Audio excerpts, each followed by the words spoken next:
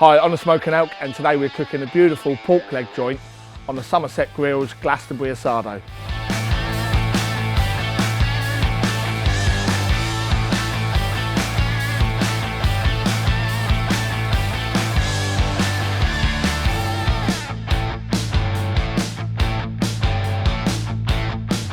This beautiful bit of kit next to me here is the Glastonbury Asado from Somerset Grills. Now, I've had my eye on one of these for ages, and now I get to have a little play with one. So I'm going to be cooking a pork leg joint with some lovely crispy crackling on the rotisserie for this, but first I want to talk you through some of the features and how this works. So this essentially is for cooking with fire. Cooking with logs is the best way to get the most out of it. You can use charcoal, but really, if you really want to have fun and you really want to immerse yourself in the cook, then this is designed for cooking with logs. Now, you can get your fire on the go in here. Let's just take this drawer down here. So in here is where you'll get a fire on the go, so you get some logs in there, getting them burning away, getting them burning down to a nice bed of embers, and then you can start to cook over that. Then you've got the grill here, so you've got these lovely V-bar grill grates here, and I've also got a little chapper on here as well, or a little plancher. And the way this works, you'll notice here that we've got this rod here, we've got these chains here, and we've got this wheel here. To get it closer to the heat or further from the heat, let's just use this nifty little wheel here. So obviously you can see there, if you want to take it down closer to the heat, get some more heat, get some more colour on whatever it is you're cooking. If you want to take it further away, it's getting too much, then we can just take it right up to the top, like that. Really nice feature, really simple to use. So that's that part, but also back here, we have an ember maker.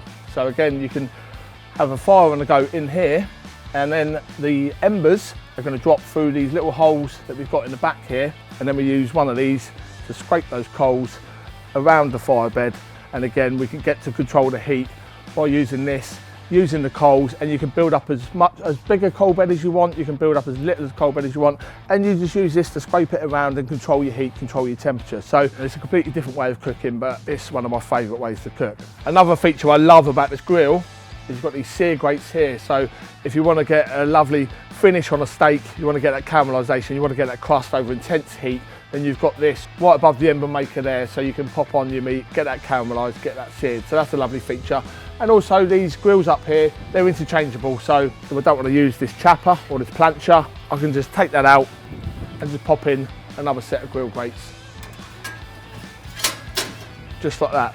Really easy, and it does come with a bigger one of these as well. So this is a small one, there is a bigger one, so I can just take out two of these lots of grates and put the bigger one in there as well. So absolutely fantastic. But today I'm going to be using this, which is the rotisserie, because it also has a rotisserie attachment available for it.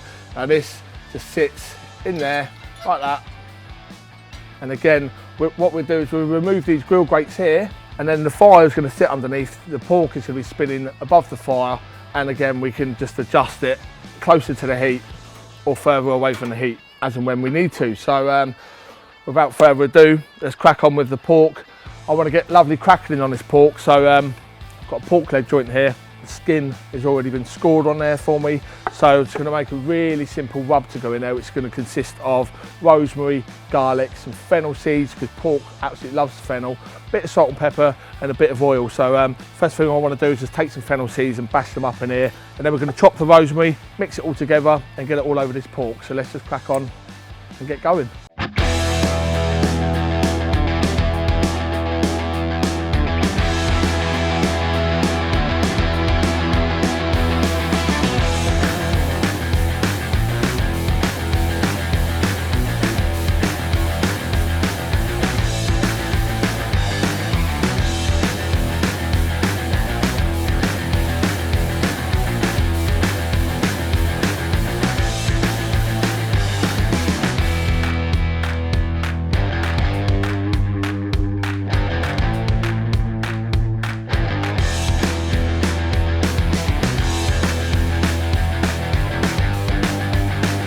So that's the pork ready. Like I said, nice easy marinade, all flavours that pork loves. So I'm going to thread this onto the rotisserie, and then we want to get a fire built. So I'm going to take out these grill grates there. We don't need them for now. I'm going to get a fire on the go. Start with a few kind of bigger logs at the bottom and go smaller as you go up to the top. Use some kindling on the top. I'm going to use the top down method because I want to get the fire going. I'm going to start using the heat almost straight away. So what I mean by top down is you have your logs, You have your kindling, get your fire lighters on the top, you light it, and the fire will eventually work its way down. But I'm going to start using that fire early on. So let's get the fire lit, and like I said, we just keep an eye on it. If we need more heat in there, we're obviously going to put some more logs in there to keep it topped up. The smaller the logs and the drier the logs, the quicker it is, the quicker it's going to catch. If you want an instant burst of heat, just use smaller splits.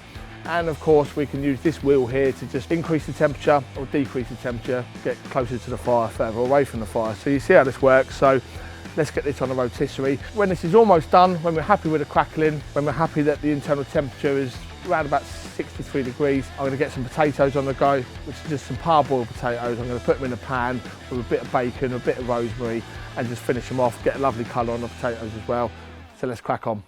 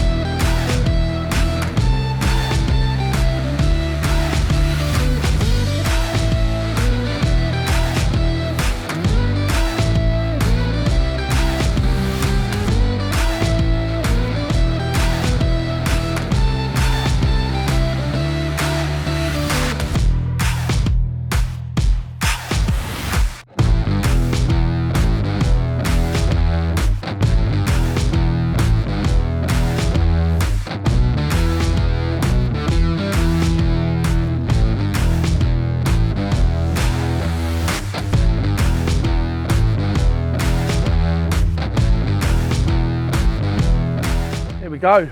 We've achieved the crackling that we're looking for. Happy days. To talk through the cook, I mean, that was really enjoyable. Like I said, cooking over fire is immersive, it's fun. A little tip for the crackling. Now obviously that's been spinning around over a moderate fire because you don't want it to get too hot, because you don't want it to flare up too early. But when you do want to achieve that crackling, that point there at the end, feel free to just stop the rotisserie, have the fat facing down over the fire, but just keep an eye on it, because within a minute or two, you're going to get all this blistering come up. So, you know, don't be worried if it doesn't look like you're getting the crackling. Just stop the rotisserie, crank the heat up, a little bit more fire under there, and this is what you're left with. We've got this beautiful crunch on there. We've done some potatoes as well. Now the potatoes have just gone in the pan with a bit of a diced pancetta, potatoes, salt and pepper and a bit of oil. Really is simple.